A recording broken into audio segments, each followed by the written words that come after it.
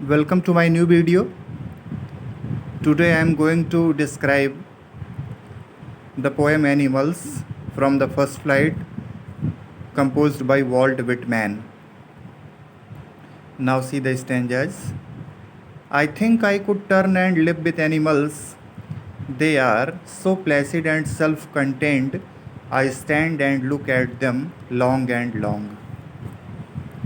In the very first stanza, the poet asserts that he desired to live with animals rather than humans. He felt that the animals possesses great natural qualities. They are calm, quiet and content. First stanza में poet ये बताने की कोशिश कर रहा है कि किसी ह्यूमन बीइंग के साथ रहने से कहीं ज़्यादा बेहतर पोएट महसूस करता है कि वो एनिमल्स के बीच में रहे, क्योंकि वो कहीं ज़्यादा काम होते हैं, शांत होते हैं, संतुष्ट होते हैं, उनको किसी से कोई शिकायत नहीं होती है. दे do not sweat and whine about their condition. वो अपनी कंडीशन को लेकर, उनकी जैसी स्थितियाँ होती हैं वो परेशान नहीं होते हैं. रातों को जागते नहीं हैं वो. उनसे जो अपराध हो जाते हैं उसके लिए किसी से शिकायत नहीं करते, किसी से कुछ बताते नहीं हैं, और ना ही अपनी परेशानियों को किसी से बता के दूसरों को परेशान करते हैं. हमारे साथ, इंसानों के साथ क्या होता है कि हमारी कोई भी परेशानी होती है तो वो हम दूसरों से शेयर करते हैं, उनसे सजेशन मांगते हैं. तो खुद तो हम परेशान हैं ही, दूसरों को भी परेशान करते हैं. तो इसको बोलते हैं एक तरह का मैनिया, वो जिसको ल्यूनेटिक बोलते हैं, क्रेजी जिसको बोला जाता है, state of being madness. They do not sweat and whine about their condition. They do not lie awake in the dark and be for their sins. अभी डिस्क्राइब किया मैंने इसको कि वो अपनी किसी भी स्थिति के लिए, वाइन का मतलब आप ये मान लीजिए कि रोना, कंप्लेन करना किसी के बारे में. एनिमल्स के साथ इस तरह की कोई स्थिति नहीं होती है. Not one is dissatisfied, not one is demented with the mania of doing things. ना ही किसी चीज़ से वो डिससेटिस्फाई होते हैं, ना ही वो ल्यूनेटिक की तरह बिहेवियर करते हैं. Not one kneels to another, not to his kind that lived thousands of years ago. Not one is respectable or unhappy over the whole earth. So they show their relations to me and I accept them. Poet इंसानों के बीच और animals के बीच में जिस तरीके का difference दिखा रहा है कि वो अपनी किसी भी गलती के लिए किसी के सामने नील डाउन नहीं होते हैं, झुकते नहीं हैं, और उनकी एक परंपरा रही है, ट्रेडिशन रहा है सालों साल से, सैकड़ों सालों से जो चला आ रहा है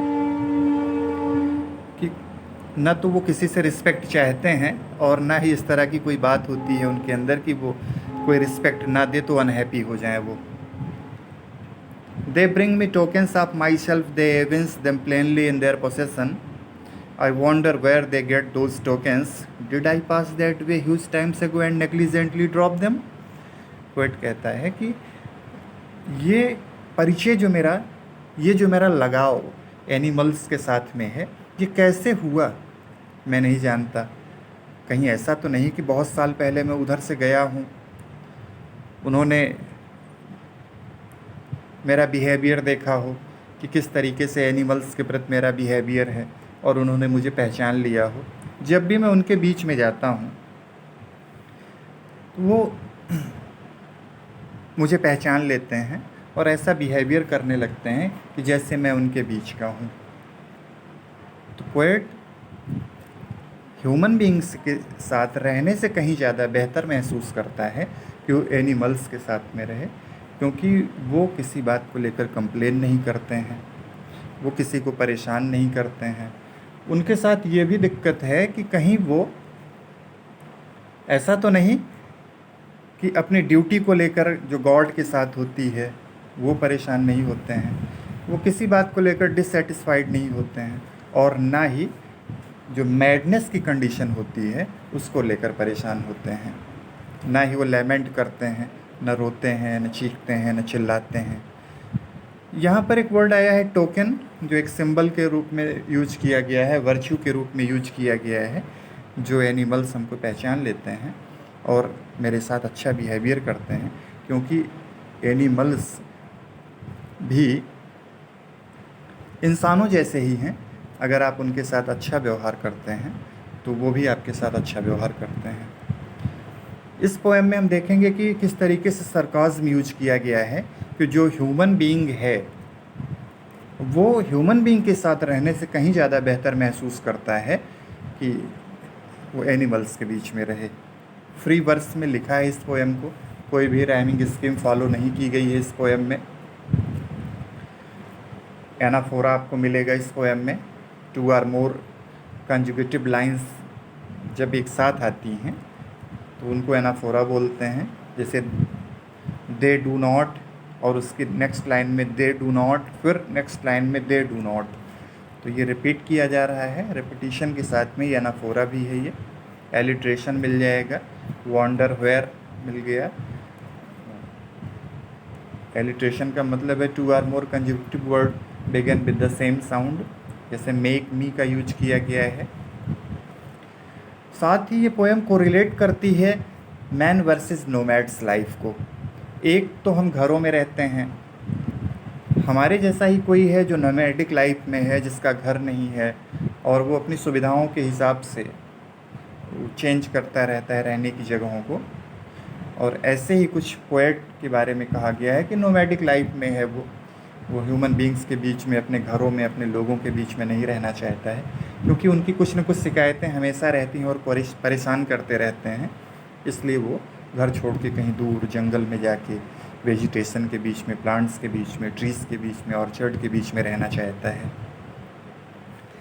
कुछ पोएटिक डिवाइस और आपको बता दे रहा हूँ मैं। एलिट्रेशन बताया ही आपको।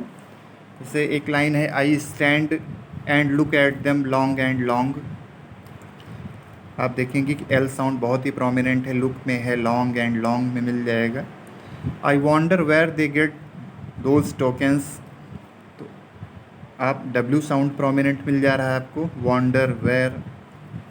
टी साउंड भी इसी लाइन में प्रोमिनेंट मिल जाएगा, दोज टोकन्स।